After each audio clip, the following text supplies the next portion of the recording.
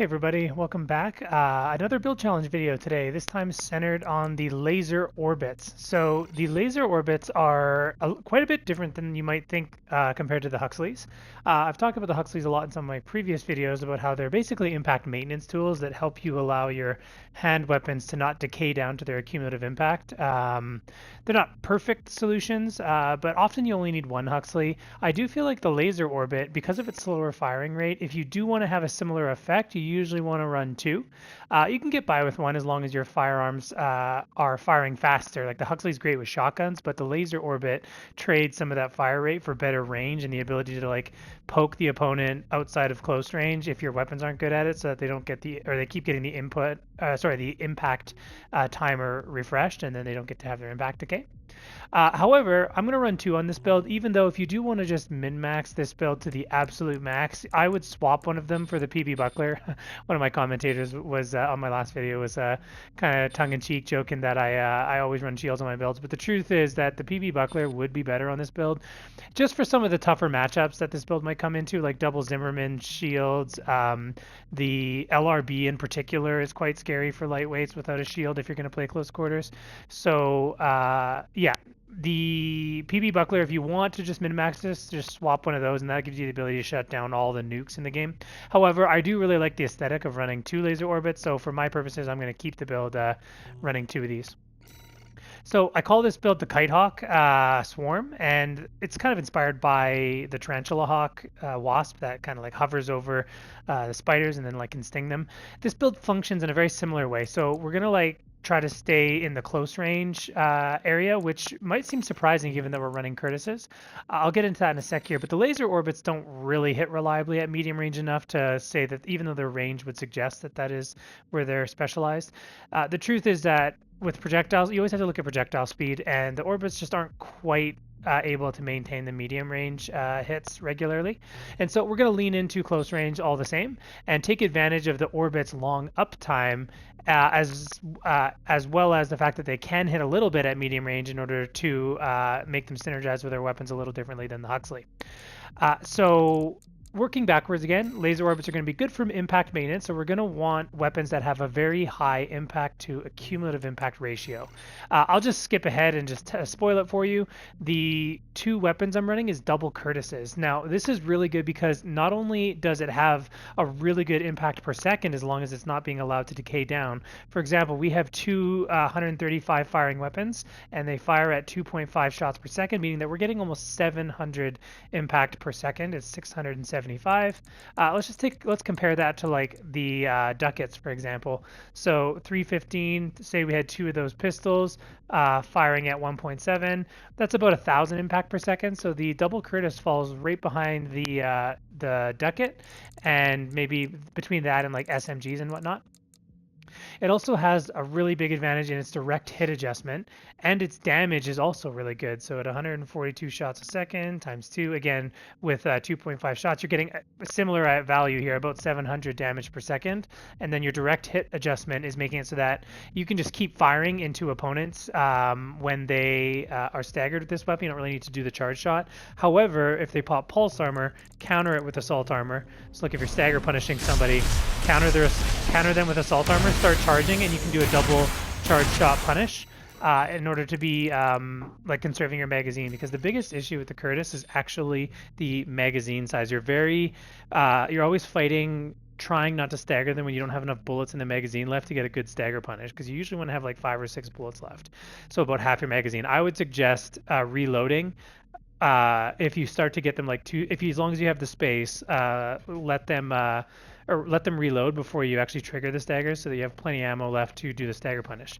The exception being, for example, if kites are running pulse armor, then you're just going to assault armor it anyways, and then just do like the 2 charge shots anyway, so that's fine.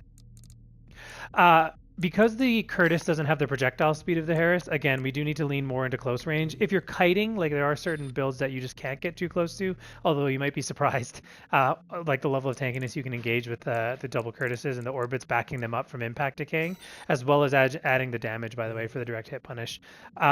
You'd be surprised what you can take down. But for just for trip nukes or quad nuke tanks, then you're definitely going to need to kite those, for example. And in those cases, the Acellus is still fine because they're moving towards you, and so you don't really need that much tracking. You could substitute this for the Abbot. I'm on the fence with it. I think I probably would suggest the Abbot, though.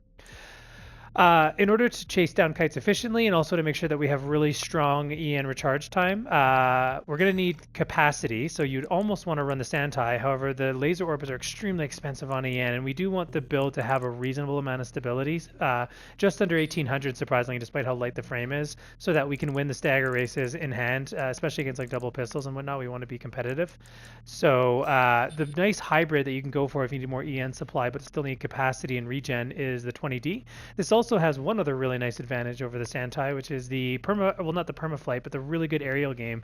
The post-recovery EN supply, you start off with 1400 if you redline in the air, and then let it regenerate. So you are more than capable of tangling in the air for long periods of time and preventing kites from being able to get away from you. You might be wondering why the gills over the Alula, especially because this is more of an offensive build. I find that the extra energy efficiency really allows you to pressure kites even more efficiently, particularly that upward thrust and upward EN consumption. The ability to just climb vertically and climb on Alula builds is... for much more efficiency, allows you to win sort of the energy race, and they run out of QBs before you, allowing you to really capitalize and punish them. Just make sure you're counting their dodges when they're in the air. You want to try to like start really laying onto the pressure once they have done 4 dodges and they're getting pretty low on energy. You know that they're not going to be able to dodge for much longer. We give up the assault boost velocity for that, but that's not too much of an issue, I find. Both with the ability to shuffle more efficiently than the assault or the Alula, I didn't really find it too much of an issue. And frankly, most of the builds that run the Alula are going to be light and lower stability anyways than you, so you're not likely going to be running away from them unless you messed up your assault armor. You're just really going to be trying to end the fight quickly. And this also goes in hand with the assault armor. We really don't want fights to go on that long. We want to try to like burst them down really quickly and leverage our DPS and our impact to win the stagger rate off the bat, and not allow them to get away with their pulse armor, especially certain like Basho, Etsugen kites and stuff. The match really does depend on you ending the fight quickly. You don't want to give them a lot of time to let the Etsugens do work. Okay, so that basically covers all of the weapons. I was a little quick, I know, but and also the inner parts. Up next is just the frame. So right off the bat, we need a lot of recoil control, and so I felt like I was torn between the Lammergeier arms and the Hal arms. These have better firearm spec, but we are in close quarters anyway, so it's not like a major concern. However, the defenses would have been nice, but the weight is pretty substantial, and in order to run those arms, I would have had to downgrade the core, likely to the Fermeza core. Or the Alba. We can actually get away with the Alba too because of the super high EN supply of the 20D generator. But just in the interest of getting as much stability as possible, I feel like the Fermeza is probably the more in spirit. And then you may also have to downgrade the head. I've been toying around between the Mind Alpha and the Mind Beta, but I feel like stability is just the most important stat, frankly, on this build over resistances, because you're never going to have enough resistances to really want the fight to go on that long anyways. And so leaning into the Mind Beta seemed to be the way to go, even though I'm not really capitalizing on the EN supply discount that head offers. The Melander core gives a really good amount of stability as well, although our energy defense is starting to hurt. We make up for that with the Lammergeier arms, which is nice. So Lam arms coming in clutch over the Howl arms here, despite their lower weight. We get basically the equivalent energy defense that we would have had with those arms. Ephemeral legs might be an interesting choice. Again, we're just trying to keep our weight really low. We want to be above that 350 boost speed level so we can just passively dodge most missiles. And we run the gills as well, because even though the slower boost speed might seem like it is hurting us, we don't actually gain that much. Once you go past the Alula's its ideal weight, it really has a drop off after you leave the 62k weight range in terms of your boost speed. So funny enough, the gills is just about as efficient in boost speed. We lose a little bit of speed there, but not enough to matter. And also we can leverage the gills energy efficiency with the Melander's booster efficiency to just get really efficient QBs. You could lean more into the Alba, but again, I think giving up the stability is just not really worth it in this case to gain 4 more speed and about 50 energy discount on the QBs. It only matters if it actually gets you an extra QB after all. The ephemeral legs also have pretty good energy defense and explosive defense, and the main reason we run these though, other than just the weight, is the jump distance. This is going to be one of our really good tools for leveraging the Gale's rapid QB and getting the ability to create space really quickly with our jump distance if we're on the ground. That comes up more with like pistols and double Zimmermans. But Oh, and then, sorry, I actually forgot to mention one other thing. So because the Gills has a higher ideal weight than the Alula, it allows our QB reload to avoid any penalties and actually stay at 0.3 even faster than the Alula. Just be careful you're not doing it too quick when you're on the ground and accidentally not taking advantage of your jump distance. If you just like spam it too quickly, you won't actually get the second jump. Your feet won't be on the ground. So there's actually a little bit of control there. Anyways, that basically summarizes the build. Hopefully that's pretty clear cut. Basically, we're just leveraging the orbits as a hybrid between the Huxley, but also better for damage over time and the ability to put on damage on kites when we're chasing them down. This build is really good against hunting different kite builds because the Curtis is sort of like a miniature version of the Harris, not quite as efficient, but it does have the ability to start building up impact on them a lot closer than the Etzogens, even when they're backpedaling. It also gives us way more damage and impact than you probably expect, just because you're not having the cumulative impact decay. And the charged double punish at the end is also really useful. Another tip as well that I might want to mention is that if you've almost staggered a heavier build, like they're within 800, another really cool combo you can do is finish the stagger with one charge Curtis, fire the other one, and then fire 2 more salvos. The third one should be guaranteed. The fourth one only if they try to trade into it, but they still will be in the direct hit punish. So you can actually put out a lot of damage if you manage to secure a stagger with a charge Curtis, follow up with the other one, and then fire the other charge Curtis, and then the other one again. There is an advantage to delaying your second charge Curtis ever so slightly to allow the a bit more time for the stagger extension to allow you to charge up the one you fired initially to stagger them. So like, and then the fourth one there, I did screw that up at the very end, but just like intentionally delaying it ever so slightly, just so you have a few more frames to get the follow-up charge Curtis after that. Okay, let's jump into some PvP. Just another note, if you do want to run a more optimized version of this for ranked, then you can just make these frame changes here. It's a little vanilla, and I already have like this basic general frame on some other builds other than the Lime Arm, so I didn't really want to use it again. And then also, depending on the matchup, there are a lot of matchups where you really are going to need a shield. So you can either take the PB Buckler, which can be supported, or the SUQ for longer impact block windows. Either of those will do the trick, though. They're just better in different cases. In general, I would suggest the PB Buckler just because it's really good at completely mitigating nukes for lightweights, but there are situations where you just want more uptime with the shield. Keep in mind that does come at the cost of your left-hand Curtis, so not necessarily something you want to be overly aggressive with. It's more just to help you against like bursts of attacks like double Haldmans, for example.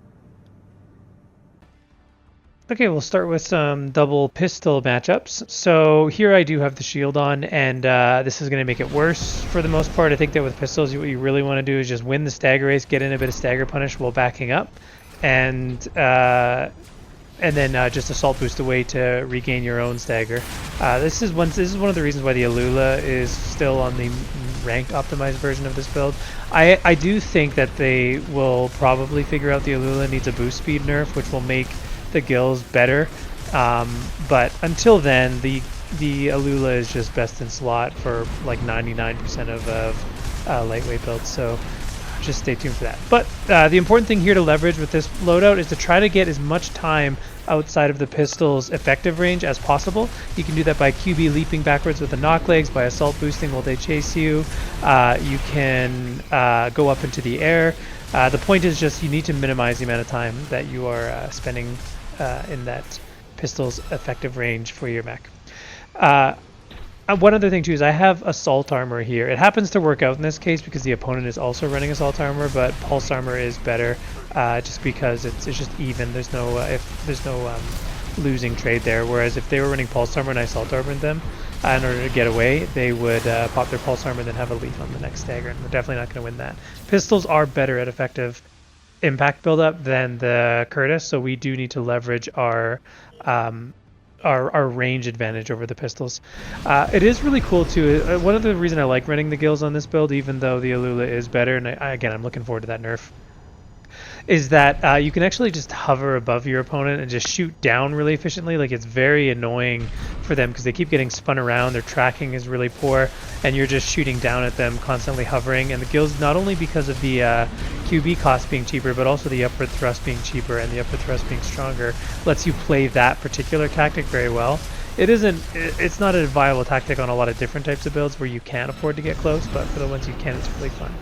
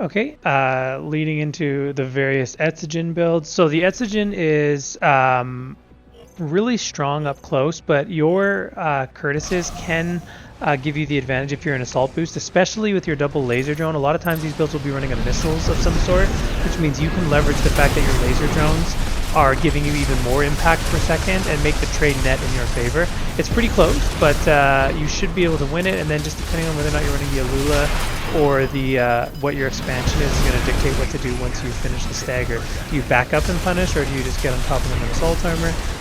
If they're a lightweight, you may be able to just outright finish them, but if you want to run the safer bet and arguably the more optimal bet for this build, pulse armor, then as long as you aren't like if you see an opportunity to delay activating your pulse armor by just like a half second, like if you're only, like if you got enough room left in your impact that you can actually delay a little bit, do so that you have an even bigger advantage with your pulse armor rather than just panic popping it as soon as they do theirs. If you can just stall a little bit, that can give you A, more damage because you're hitting them for longer while they're popping their pulse armor, but B, give you the pulse armor lead as well by a larger margin. Here I'm running assault armor, so I didn't really have that option. And I didn't set up the counter assault armor either because I didn't know at this time what the opponent was running, so I had to wait and find out. Now I know though for the next round that I can end the fight really quickly if I stay on top of them.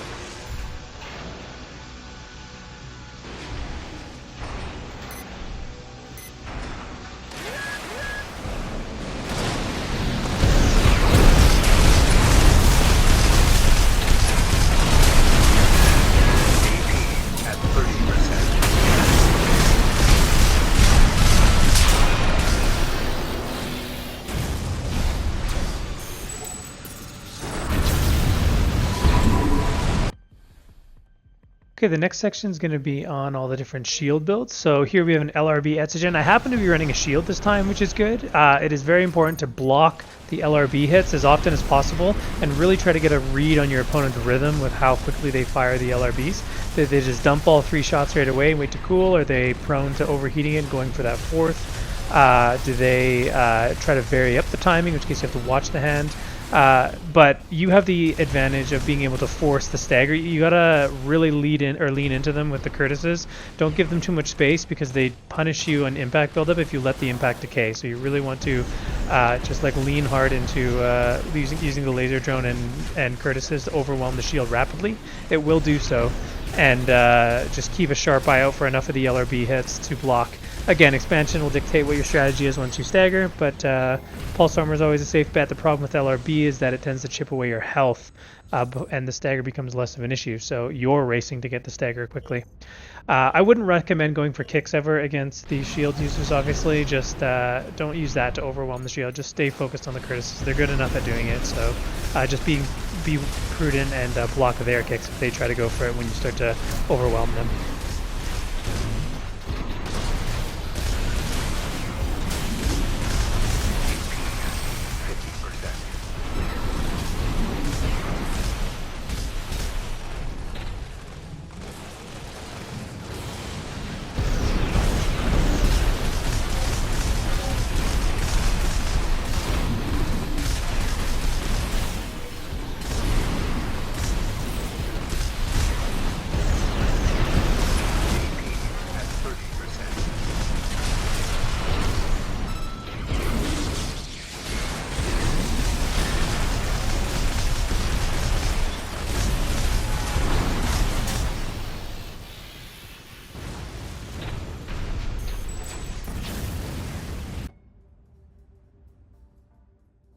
So double Etzigen PS shield. Same idea, just you are... Now, I think in this one I'm running a shield as well. Honestly, I'd prefer the double laser drones in these matchups just because it's just more pressure against the shield, and I don't like using a shield with this build. Like I said, even though I know it's more optimal, I like the feel and the spirit of the build more with just running double laser drones to further enhance the reliability of the impact decay being nullified. And also, it's just better to be on the offense than the defense with this build. I think it's nice to just like overwhelm opponents, and especially when they think that they've got a better matchup like double Etzigen versus double Curtis, but the laser drone ends up tilting the impact lead in our favor because they are not using one weapon, which is their stagger weapon, and I think on the other case they have a shield as well. So yeah, they're just down a lot of firepower in terms of the impact race. If you are good, like once you've had a stagger race and you think you're going to lose it, the best thing you can do is to try to set up a situation where their stagger or punish is going to be a bit more complicated, either because you're over top of them or whatever. Here I'm too slow on the assault armor, which I should have popped sooner, but now I know they've got pulse armor too, so it may actually be worth it in this case to try to save the assault armor to counter their pulse armor.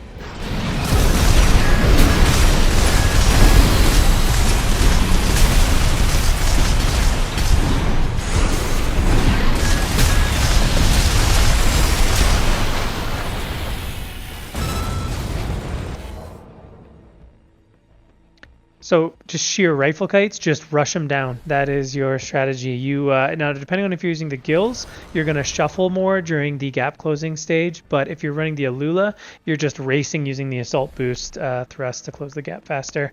And double laser. Honestly, this build just shreds kites. So lightweights in particular, especially if they don't have a shield. Not that they even should have a shield, I don't think in this case. But the sheer amount of impact buildup is oppressive. As long as you're just staying aggressive enough and not getting intimidated from their build-up, because you really don't want the Curtises to attack.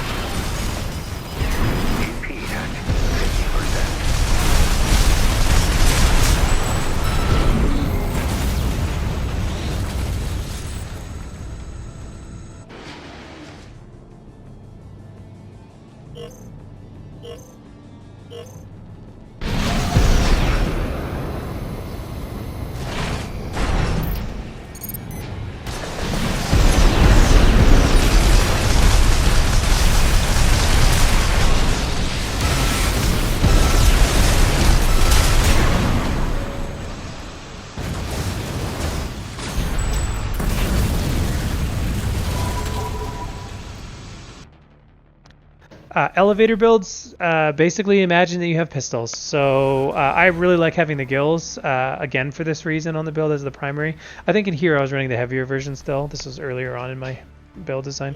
But yeah, you can literally just float around them and just dump in as though you've got pistols. And you're going to stagger. You'll surprise yourself with how quickly you stagger even heavy bipeds and whatnot. So don't hesitate to get up and in their face and just make sure you're dodging their missiles. Splits in particular can be tricky during the assault boost gap closing stage. Oh, I don't think I mentioned this too. The laser drones are really good for getting the health lead early because of the like long range and decent projectile speed. You can get lucky and just chip them for, even if it's a deflect, it still takes away health and puts the health lead in your favor. I didn't really want to leverage that too hard during the clips here. I didn't want to like just win the match that way. I wanted to try to have some more interesting footage, so I'm going to end up just playing more aggressive here and dumping into them.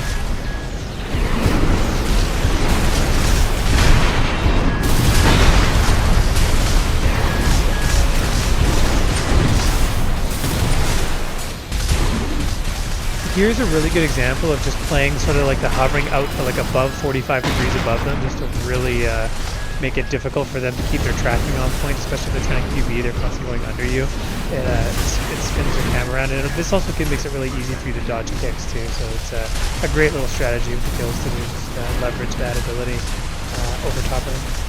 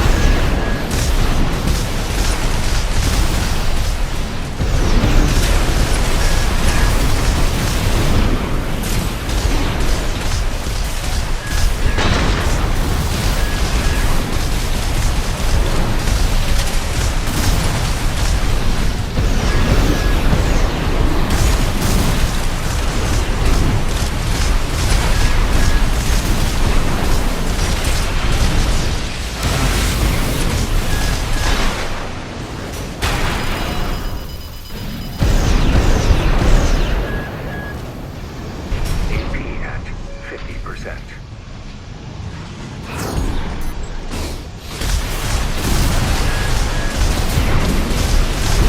AP at first descent.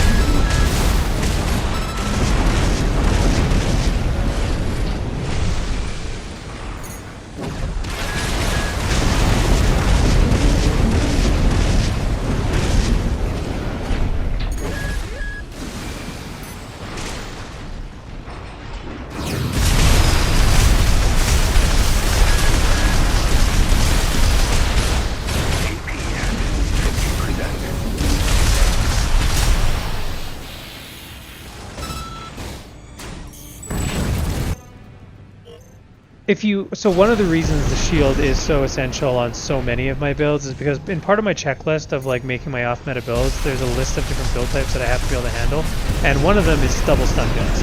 And unfortunately, these things are still way overtuned in terms of damage. Like if they do the mini, I don't mind the mini stun so much, but they shouldn't do damage and the mini stun because the mini stun's good enough on its own to add in like synergy with your shoulder weapons as like punishes or whatever, like Morley's or whatnot. But these things, like if you don't have a way to block the status effect, you just get shredded. Even worse still, if they're running the Santai and like heavy bipeds, and you're running the gills instead of the Alula, the assault boots, like you're not gonna be able to get away from them very easily. And so the best thing you could do in those cases is hope that you can play the aerial game better than them. But even that is pretty doubtful, just because they're probably running the Santai too, and with you constantly getting mini stun, they get to keep gap closing and play like a really sort of toxic play style. Honestly, the double stun gun double stun gun shield is just really common, but it's annoying because it's a bad build against so many different matchups, but they do it just to win about 60% of the time for free. So, but until we see a nerf on the stun gun, I don't really know if it's worth building around them. I just thought I'd mention it, that if you don't run the PB Buckler, the double stun gun matchup is going to be very difficult. If you are running the PB Buckler, just don't use your left side Curtis very often. Just use it for charge attacks, and only do it in between their magazine reloads. For tanks, if you're running the PB Buckler and they're running quad nukes, perfect. If they're running quad nukes and you aren't running a shield, you need to play very careful with the range. And then if they're running the diffuse shoulder laser cannon, the one that shoots like a shotgun, it could be really difficult, to be honest, because that thing hits lightweights really reliably and quite hard, especially if they're running an energy generator. So another matchup where shields, like if you're wondering why I always use shields on so many of my lightweights, it's because there are weapons in this game that will just delete lightweights if they don't have an answer for that. And the only other alternative would be to rat them, but the Gills needs a boost speed lift to make it closer to the Alula is now, and the Alula needs and then as of now the Alula is just better at escaping these types of matchups where you just can't afford to get close. You could missile rat them, and you could also just get the health lead and rat them if they don't run missiles. Again, I really don't want to get footage like that, but that is a winning strategy if you want to just take advantage of it. I wouldn't blame you, because if they're going to run quad nukes, then you try to do what you gotta do.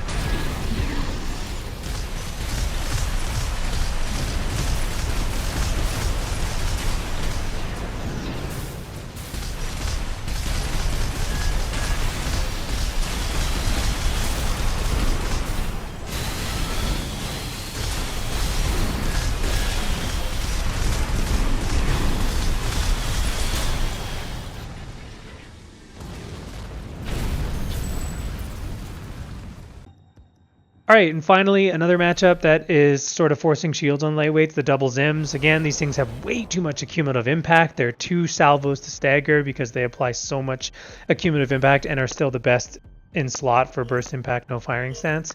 Shouldn't be both. Honestly, the Zimmermans need their accumulative impact reduced to either 50 or 100-ish, somewhere in that range, so that if you're only relying on Zimmermans to build up stagger and stagger, it's going to take a lot of salvos. It's going to, basically, it'll encourage you to run another weapon beside the Zimmerman instead of double Zimmons. unless your shoulders are able to handle the cumulative impact question for you, or kicks, maybe a mix of both. But as of now, those things just hit for like as much a cumulative impact as a bazooka when they're paired, and so if you don't have a way to shut it down, like block it with the PB buckler, then you're running the risk of just getting staggered extremely quickly.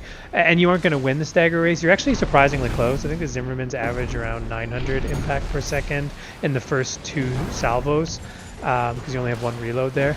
But again, if they just fix the cumulative impact, this would severely help us. Fortunately, this opponent is playing way too passive. I could even just win with the health lead here, but I end up just dumping it in here, trying to play a bit more aggressive. What you can do is try to dodge the Zimmermans with consecutive QBs with the kills, or respacing with the Alula, but again, no shield is going to be a problem.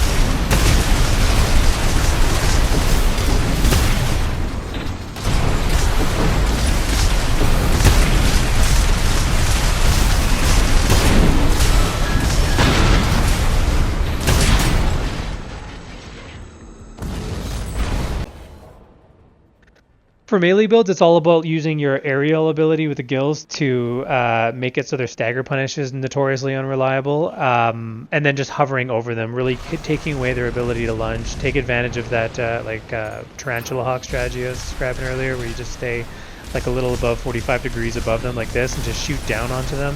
It makes it so their lunges are like horribly ineffective, and the Coral Blade is pretty good at vertical, but even still, you can afford to take that if your battery just isn't lining up very well. But yeah, melee shouldn't be too much of a trouble for this build. You're one of like the strongest vertical playing kites, and so that's like the worst thing for a melee to run up against.